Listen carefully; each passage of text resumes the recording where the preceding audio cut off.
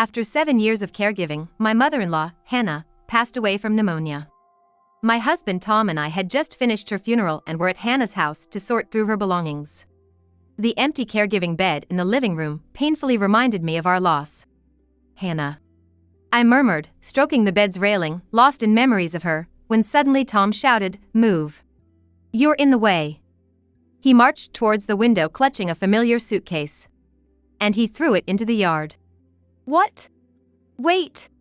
What are you doing? I yelled, rushing out, forgetting even to put on my sandals. That suitcase was mine, brought from our condo for the overnight caregiving stays. Tom continued, tossing out shoes and coats into the yard. Stop it! What's this all about? I screamed, glaring at him. He coldly retorted, "With the old lady gone, you're useless. Get out," and began throwing more of my belongings outside. Feeling the stark reality of our strained relationship, I felt an overwhelming emptiness. "Fine, let's get divorced. I'll take my things out myself, so stop throwing them," I conceded. "Good. Write the divorce papers now," Tom demanded, smugly placing a half-filled divorce form on the table. It was clear this had been his plan all along. I silently filled it out. "All right, I'm going to file this at the office. Clean up the house while I'm gone, got it?" "Sure, but..."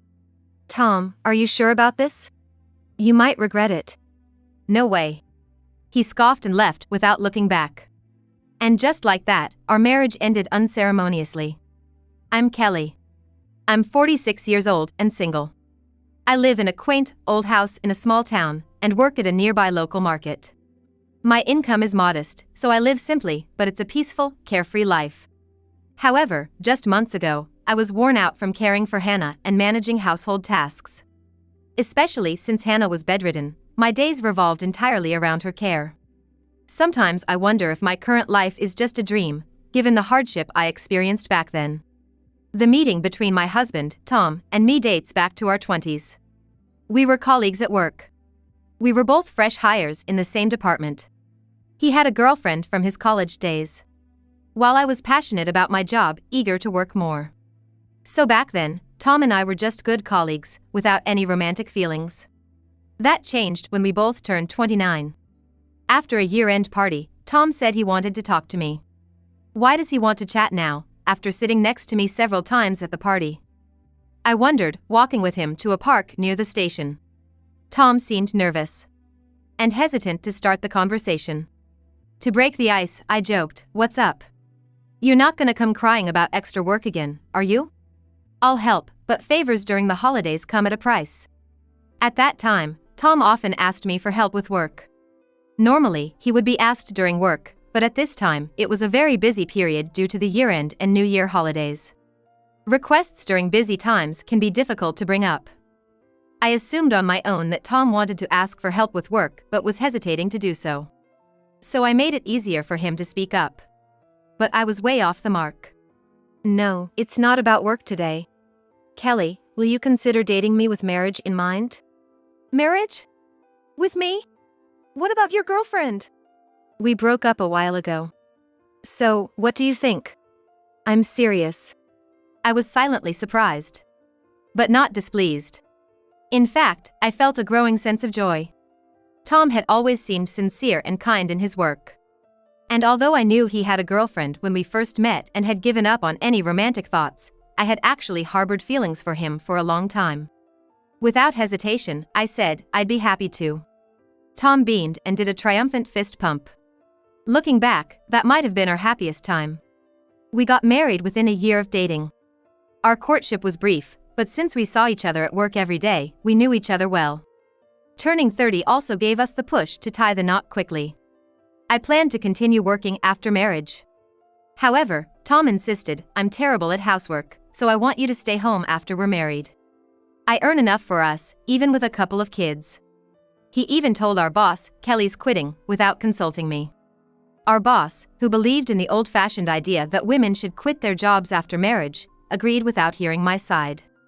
So, I left my job, somewhat reluctantly, but soon discovered I was pregnant.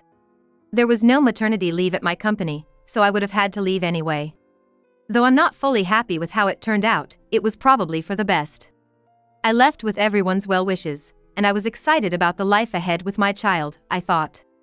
But the happy future I envisioned never came to pass. One day, nearing my 4th month of pregnancy, I was struck by severe abdominal pain and rushed to the hospital. The doctor told me I had a miscarriage. My world went blank in that moment. With severe abdominal pain, I was admitted for emergency surgery and called Tom. Despite his confusion, he assured me, "I'll be there right away." Waiting for Tom, I struggled to come to terms with the tragedy. In my hands was the shiny new maternity book I'd received just weeks ago. I stroked its cover repeatedly, tears streaming down my face for what seemed like hours. When Tom finally arrived, seeing my red eyes, he hugged me tightly, saying, "Kelly, it's gonna be okay. I'm here for you." In that moment, I felt truly relieved to have him as my husband and slowly began to accept what had happened. 6 months after being discharged, I started trying to conceive again. To avoid repeating the past tragedy, I focused on getting the right nutrients and exercised daily by walking. I even read books about pregnancy and took notes from online stories. Despite all my efforts, the day to receive another maternity book never came. 2 years later, I decided to start infertility treatments. "Tom, I'm thinking of getting treatment at the gynecologist's." "Infertility treatment?" "Yeah. I haven't conceived since the miscarriage, so I want to get checked out. What do you think?" "Well, if that's what you want, I won't stop you. Use the savings for the hospital bills," he agreed. "Thanks. I'll make an appointment right away." Though he agreed, Tom's attitude and tone felt distant, as if his mind was elsewhere. It's been 2 years without conceiving. I guess it's understandable, I thought. Tom's interest in having a child seemed to be fading. On top of that, lately, he had been suggesting things like wanting to buy a dog or a cat, and even using a portion of our savings to go on an overseas trip. Each time, I'd respond, "Maybe we'll conceive next month, so let's hold off for now."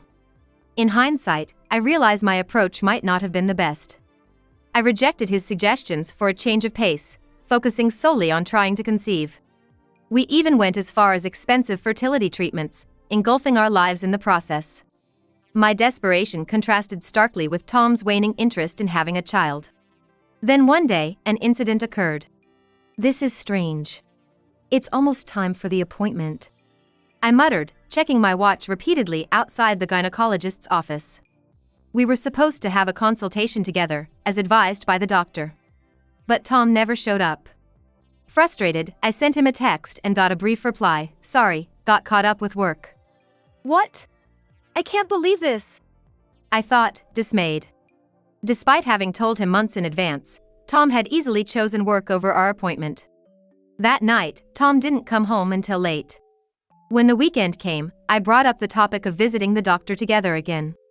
But Tom said, "Do we really need a kid? I think we're fine as we are," and refused to go.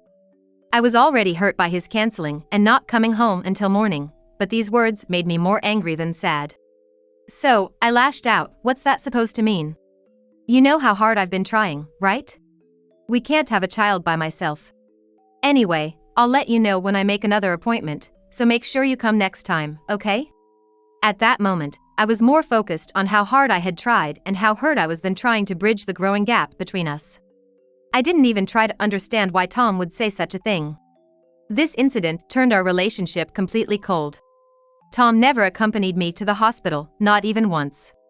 Instead, he started coming home late every night and spending weekends separately. Naturally, there was no intimacy between us anymore. Could this be infidelity? With the anxiety of not conceiving and suspicions of cheating, both my mental state and our marriage were on the brink of collapse. It was Hannah, my mother-in-law, who reached out to help. After her husband passed away, Hannah had been living alone in her longtime home. Hannah's house was just 3 train stops from where we lived. Hannah and I often met for lunch and shopping. And over time, we started calling each other by first names, becoming like friends despite the age difference. One day, while having lunch as usual, Hannah said, "Tom can be so thoughtless, I'm really sorry. The hardest is on you, Kelly. Tell me, have you had enough of Tom?" Well. I couldn't answer right away. I was angry at Tom's behavior, but when asked if I disliked him, the answer was no. However, I knew that if things continued as they were, I would eventually come to dislike him. That was the one thing he was absolutely sure of. I don't hate him yet. I replied softly, then silently sipped my coffee. Nothing more, nothing less. That was my answer. Hannah quietly accepted my feelings, patiently waiting until I finished my coffee. With my own parents out of the picture, Hannah was both a friend and a mother figure to me. Her enveloping kindness always brought me solace. And in that moment, I felt she gave me the courage to take a step forward. So, as I finished my coffee, I said, "But we can't go on like this.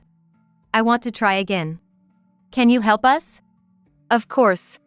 Let's have a meal together, the three of us," Hannah replied with a gentle and warm smile. A few weeks later, we had a dinner on the anniversary of my father-in-law's passing. During the meal, Hannah brought up our strained relationship and suggested, "This is a good opportunity to talk things out." At first, Tom mistakenly believed that I was trying to force Hannah to participate in fertility treatments against her will. So, at the beginning of our discussion, he kept refusing, claiming it was unfair to gang up two against one and that men and women think too differently for a conversation to be productive. I was so upset by Tom's behavior, I seriously considered divorce. However, Hannah remained calm. She patiently continued to talk to Tom, repeatedly conveying that I'm just a mediator. Thankfully, after a while, Tom started to listen. We uncovered several truths during this conversation. Tom no longer wanted children. He was avoiding coming home because it was all about fertility treatments. And he was open to the idea of divorce. Despite the difficult revelations, I felt this discussion was meaningful. The conversation continued, and we agreed that Tom would limit his nights out and that we wouldn't pursue a divorce. However, to be honest, our relationship was far from the harmonious one we once had. Still, I was relieved to know his late returns weren't due to infidelity and that he wasn't seriously considering divorce. Above all, I was happy to remain part of Hannah's family. Years later, one evening, I received a call from an unfamiliar hospital. Hello? Yes, that's my mother-in-law. What? An accident. Hannah had been in an accident while traveling and was rushed to the hospital. The sudden and tragic news left me shaking, unable to stop my trembling hands. The next day, I rushed to the hospital where Hannah was admitted. Lying there, covered in bandages, was Hannah. No, this can't be. Hannah. I was prepared for the worst, but the extent of her injuries left me speechless. But the tragedy didn't end there. Hannah had suffered a severe head injury in the accident, resulting in paralysis and a bedridden state. Caregiving. Yes, undoubtedly. She's fully conscious, though, so communicating won't be an issue. I understand, I replied, though I honestly don't remember much of the conversation after that. The word caregiving kept echoing in my head, blocking out everything else. The next day, I stopped Tom before he left for work to discuss what to do next. By then, Tom had changed his career to a pub manager after being invited by an old friend he met while out drinking. Caregiving. I have work, so I'll leave Mom's care to you. Tom callously said that and left the house without another word. Since his job change, he has been very busy, hardly ever at home. His lack of interest in talking to me and silently leaving the house has become a daily occurrence. But this time, it's about his own mother, right? Why is he so indifferent? I was deeply upset by Tom's lack of concern for Hannah. Determined, I decided to handle Hannah's care all by myself. I'll do it all alone. However, caregiving alone was tens of times more challenging than I had anticipated. Although I hired a caregiver within the budget for daytime care, I had to care for Hannah by myself at night. Furthermore, since Tom was against living together, I had to shuttle daily between Hannah's house and our apartment, taking care of laundry, meals, and cleaning for both places. My hair and nails were ragged, and stark circles had formed under my eyes. Even in such a state, the reason I didn't divorce was to stay part of Hannah's family. Kelly, thank you so much for everything. But remember, if it gets too hard, it's okay to divorce. I want to stay part of your family, Hannah. So, I won't divorce. Our bond, though only by marriage, was stronger than that of many real families. I never once regretted taking care of Hannah. My only wish was for her to live as long as possible in a comfortable environment. That was all. That was my only wish. Before I knew it, 7 years had passed since I started caring for Hannah. By then, Hannah's health had declined, and she frequently suffered from pneumonia. On the day she passed away, she had pneumonia again. I held her hand tightly, lying in her hospital bed, staying by her side until her last breath. "Thank you for everything, Hannah." I don't know if my words reached her, but Hannah looked peaceful and content in her sleep. A few days after the funeral, Tom and I went to Hannah's house to sort through her belongings. The empty caregiving bed in the living room painfully reminded me of our loss. Hannah, I murmured, caressing the bed's railing, lost in memories, when Tom, carrying a familiar suitcase, angrily said, "Move. You're in the way," and started towards the window. He then opened the window and threw the suitcase into the yard. what? Wait. What are you doing? I exclaimed, rushing out without even putting on sandals. That suitcase was mine, brought from our apartment for overnight stays. Tom continued, throwing out shoes and coats into the yard. I collected them, yelling, "Stop it. What on earth are you doing?" glaring at him. Tom retorted, "I'm throwing away what we don't need. With the old lady gone, you're useless. Basically, you're not needed anymore. So, we're getting divorced today." "Get out," he said, starting to throw more of my things outside. I had thought that after Hannah passed, divorce might be inevitable. But I never expected to be treated like this. I felt a profound sense of emptiness, realizing our relationship had completely cooled. "All right, I get it. Let's get divorced. I'll move my things out myself, so please stop throwing them." "Fine, write the divorce papers now," Tom said with a triumphant look, pulling out a half-filled divorce form from his bag and placing it on the table. So prepared. I realized this had been his intention all along, disguised as sorting out Hannah's belongings. I silently filled out the form. "All right, I'll submit this to the city hall now. You clean up the house. Got it?" "Sure, but are you really okay with this, Tom? You might regret it." "What? No way. Don't come crying back to me later," he said dismissively and left without looking back. And just like that, our marriage came to an abrupt end. However, a few days later, Tom suddenly contacted me. This thief. You swindled my mom. Tom, who had been searching the house for Hannah's will, found a letter instructing to contact a law firm upon her death. Proudly, he called the firm, only to become furious after seeing the will's contents and contacted me. Giving everything to you makes no sense. Refuse it. Tom was agitatedly ranting, so I simply said, "Let's discuss this with a lawyer present." 3 days later, at the lawyer's office where Hannah's will was kept, a meeting took place. Hannah's will expressed her gratitude for my dedicated caregiving and wished to leave her estate to me. It also stated that she felt no need to leave any love or inheritance to Tom, who didn't value family. I'm her son, and you're just a stranger. Why do I, her son, get nothing? I have a right to the inheritance. Tom was furiously yelling, leaving even the lawyer at a loss. I used to know Tom as a reliable and calm person. I thought. Our relationship had cooled since the failed fertility treatments, but he had seemed more mature. He's changed so much during the 7 years of caregiving. I remembered how Tom was when we first met. But the Tom from those days is nowhere to be found now. Realizing this, I felt a sense of release. I took a deep breath and said, "I'll ignore your infidelity if you just stay quiet. Or would you prefer I involve a lawyer in a different matter?" Tom, stunned and at a loss for words, stammered, "What are you talking about, all of a sudden? I've never cheated." He trailed off, glancing nervously at the lawyer's expression. In that moment, I knew. He was indeed unfaithful. Actually, I had no proof. Just a guess from his behavior. But it seemed I was right. I pressed further, saying, "I have all the evidence, so shall we discuss this through a lawyer? If it comes to that, it's going to cause trouble for your partner as well." Of course, I had no evidence, but Tom didn't know that. The lawyer, sensing the situation, silently observed. As a result, he quickly agreed, saying, "Fine. I'll follow the will. But don't you dare sue me or anything. I just don't want her to find out."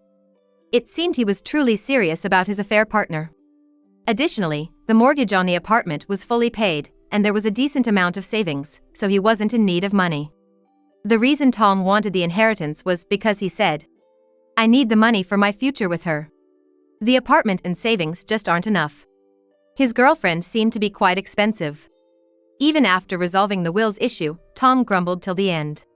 But since he ended up with the condo and savings, and there were no alimony or child support payments, he wasn't at a loss.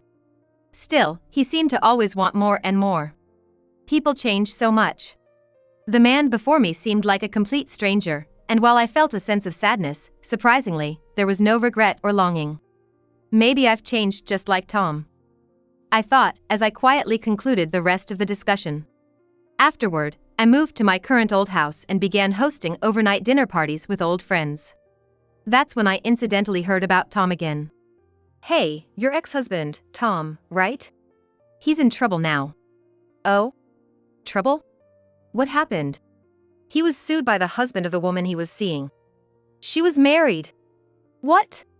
Really? Yeah, and he can't pay the high alimony, so he's disappeared like he's on the run. His pub is still temporarily closed too. My friend continued with more rumors about Tom, like the husband he upset is supposedly connected to the underworld, so it might not just be a getaway, he could have been abducted. And also. However, these were all speculations, the truth unclear. As a stranger now, it didn't concern me, but my friend concluded with, "So, Kelly, be careful of any strangers, okay? Call me if anything happens." I felt fortunate to have someone worrying about me. Indeed, I received a considerable sum from Hannah's estate, half of which was originally my father-in-law's. I used some to buy this old house and a car for transportation, so about half of it remains. I'm saving the remaining half of the inheritance for when I might need it in my old age, in case my health fails. That's why I'm working at the local market to earn my daily living expenses. But I'm completely satisfied with this life. It's the life I've longed for. It's been 17 years since Tom first asked me out. Now, I've found fulfilling work, regained my joy of living, and reclaimed my time. I dream of opening part of this old house as a cafe someday.